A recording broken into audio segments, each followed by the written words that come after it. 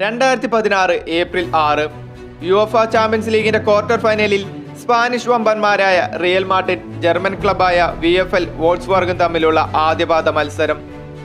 വോൾസ്ബർഗിന്റെ തട്ടകമായ Volkswagen അരീനയിലായിരുന്നു മത്സരം നടന്നത്. സെമിയിലേക്ക് മുന്നേറാൻ യാതൊരു തടസ്സവും ഉണ്ടാവില്ല എന്ന് പ്രതീക്ഷിച്ചായിരുന്നു റിയൽ മാഡ്രിഡ് ജർമ്മനിയിലേക്ക് വണ്ടി കയറിയത്. റിയൽ മാഡ്രിഡിനായി അവരുടെ BBC ത്രയത്തിനൊപ്പം Toni Kroos, Casemiro, Modric, Marcelo, Ramos, Pepe, Danilo, Keylor Navas എന്നീ സൂപ്പർ താരങ്ങളെ അണിനിരത്തിയായിരുന്നു വോൾസ്ബർഗിനെതിരെ റിയൽ മാഡ്രിഡ് ഇറങ്ങിയത്. റയലിന്റെ ടച്ചോടെ മത്സരത്തിന് തുടക്കം കുറിച്ചു. മാഡ്രിഡിന്റെ മുന്നേറ്റങ്ങൾ കണ്ടു തുടങ്ങിയ മത്സരത്തിൽ റൊണാൾഡോ ആദ്യ ഗോൾ നേടി. എന്നാൽ അതിനു മുൻപേ ഓഫ്സൈഡ് ഫ്ലാഗ് ഉയർന്നിരുന്നു.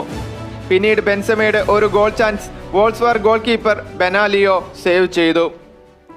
എന്നാൽ സിദാന്റെ റിയൽ മാഡ്രിഡിനെ ഞെട്ടിച്ചുകൊണ്ട് കസമീറോയുടെ ഫൗളിൽ നിന്ന് കിട്ടിയ പെനാൽറ്റി റിക്കാർഡോ റോഡ്രിഗസ് ഗോളാക്കുമ്പോൾ സമയം 18 മിനിറ്റ് മാത്രമേ ആയിരുന്നുള്ളൂ.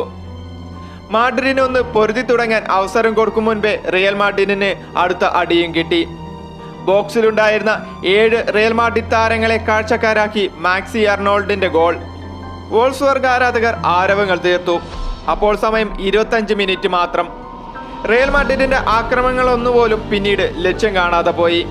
മത്സരത്തിന്റെ ബാക്കി 65 മിനിറ്റ് റിയൽ മാഡ്രിഡിനെ ഫലപ്രദമായി തലയിടാൻ വോൾസ്ബർഗിനായി. റിയൽ മാഡ്രിഡിനെ നിശബ്ദമാക്കിക്കൊണ്ട് അവസാന വിസിൽ മുഴങ്ങുമ്പോൾ സ്കോർ ബോർഡ് 2-0. തോൽവിയിൽ നിരാശനായി സിദാൻ സ്റ്റേഡിയത്തിന്റെ ഉള്ളിലേക്ക് നടന്നു നീങ്ങി. നിരാശരായി റിയൽ മാഡ്രിഡ് താരങ്ങൾ കളം വിട്ടു. എന്നാൽ റിയൽ മാഡ്രിഡിന്റെ തോൽവി ആഘോഷിച്ചവർ അറിഞ്ഞിരുന്നില്ല അതൊരു തുടക്കമാണെന്ന്, ഒരു തിരിച്ചുവരവിന്റെ തുടക്കം.